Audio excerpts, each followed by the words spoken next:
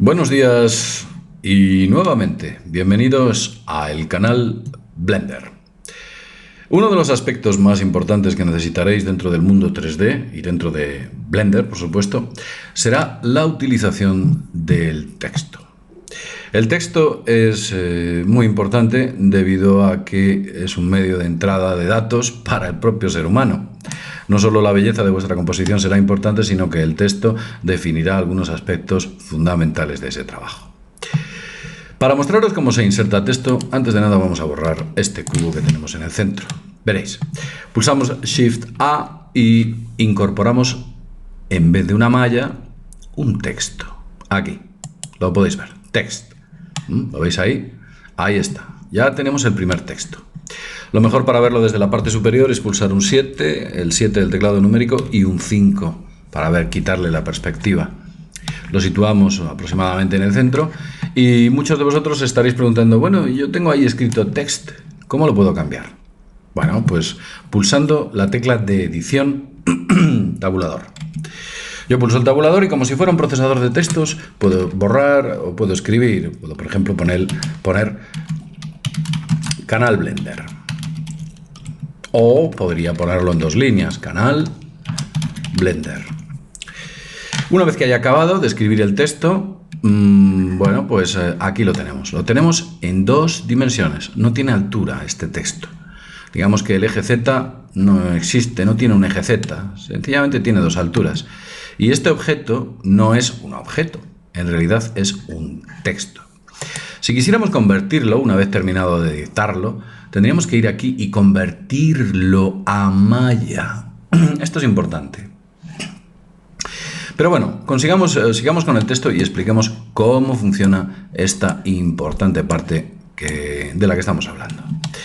El texto tiene una serie de propiedades. Vamos a hacerlo así para que ustedes lo vean mejor. Y en este botón, dentro del modo de edición, editaríamos esas propiedades del texto. El texto principalmente tiene lo que pudiéramos denominar una extrusión. Le podríamos crear un eje Z, darle un grosor. Si yo extruyo el texto, le damos un grosor. Le podemos dar el que nos interese, como veis. No solo le podemos dar el grosor, sino que, por supuesto, le podemos crear un biselado. Un bevel en inglés, biselado.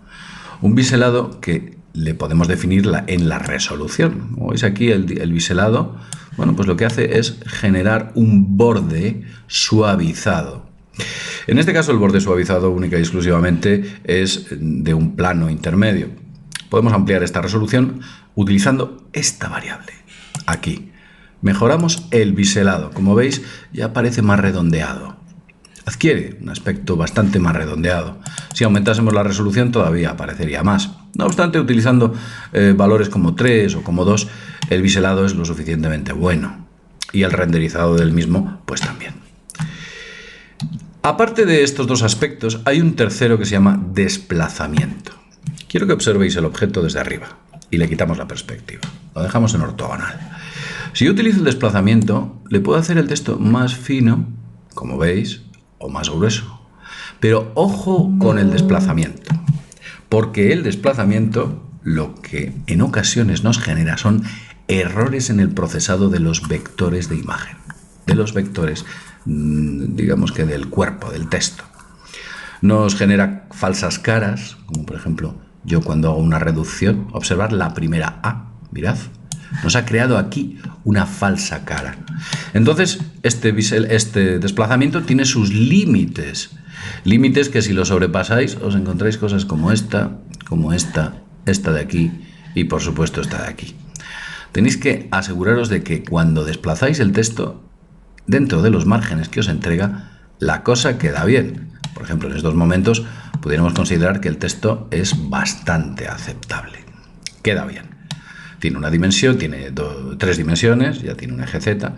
Pero también otro de los aspectos más importantes, el resto de las cuestiones que veis aquí son exactamente similares a las que podéis encontrar en cualquier procesador de texto. Justificarlo, centrarlo, darle un espaciado entre palabras, hacerle más ancho, más estrecho. lo típico que podéis encontrar dentro de un procesador de textos, los desplazamientos, las dimensiones, podéis hacer muchas cosas. Pero hay una parte importante, vosotros os preguntaréis, pero bueno, siempre tengo que utilizar este tipo de tipografía, este tipo de texto, esta fuente. No. Podéis utilizar la fuente que queráis.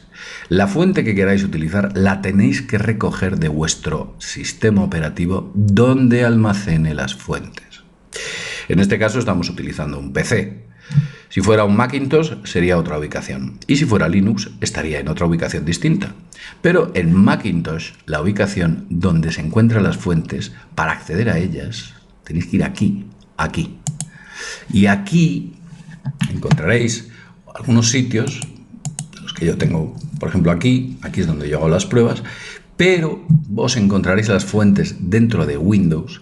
Si pulsáis en la unidad donde tengáis instalado el Windows, generalmente será la C, tenéis que ir a Windows y dentro de Windows hay un sitio donde pone Fonts.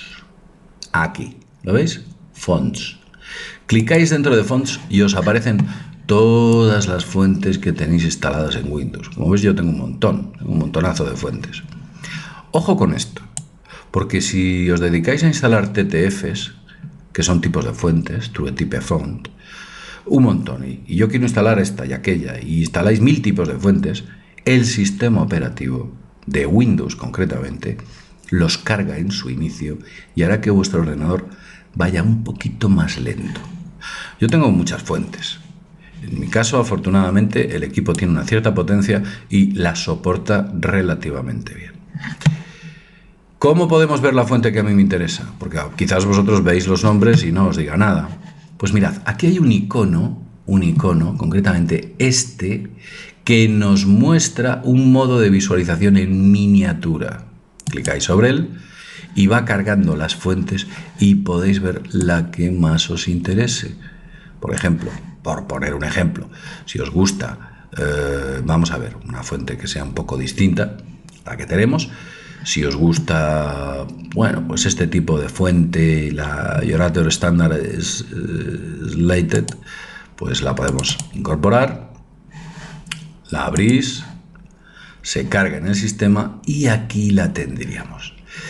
Hay que tener cuidado porque hemos modificado el desplazamiento y nos genera errores en la fuente, que es lo que antes os había dicho. Habrá algunas fuentes que os genere errores y tendréis que buscar el grosor o la profundidad, tal vez ponerla a 0, la resolución a 0 y la extrusión la podéis dejar como está. Dentro de este juego que os permite, tenéis que buscar el punto donde la fuente no se estropee. ¿De acuerdo? Por ejemplo, aquí sería relativamente aceptable. Digamos que colocándola en 0 no debería fallar nada.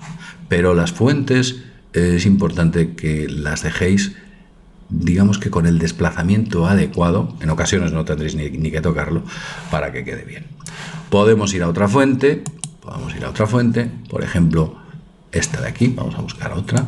Vamos nuevamente a este icono, cambiamos a este tipo, que es un tipo bastante más normal, y nos encontramos nuevamente la fuente de otro tipo, a la cual le podemos también cambiar el desplazamiento. En este caso vemos que da menos problemas debido a que tiene menos filigranas. El biselado lo podemos modificar y, por supuesto, la resolución del mismo. Las fuentes, una vez que queremos hacer otro tipo de cuestiones, las podríamos aplicar sus texturas, sus materiales, etcétera, pero en ocasiones nos interesa convertir a estas fuentes en objetos, ¿de acuerdo? En mallas, disculpad, en mallas. Pero eso lo veremos más adelante. De momento habéis visto cómo se insertan las fuentes. Y recordad que yo, aunque lo tenga editado así, siempre que puse la tecla tabulación, puedo modificar y poner lo que quiera. Por ejemplo, CB, canal Blender. O si quiero escribir otra cosa, pues, por ejemplo, lo primero que me ha venido a la cabeza. Imaginad. Por ejemplo, esto. Bien. Aquí tenéis las fuentes, los tipos de fuentes que existen y, por supuesto, la forma en la que podéis tratar, que como veis en muchas ocasiones es o no es ni más ni menos que como un procesador de textos estándar. Canal web.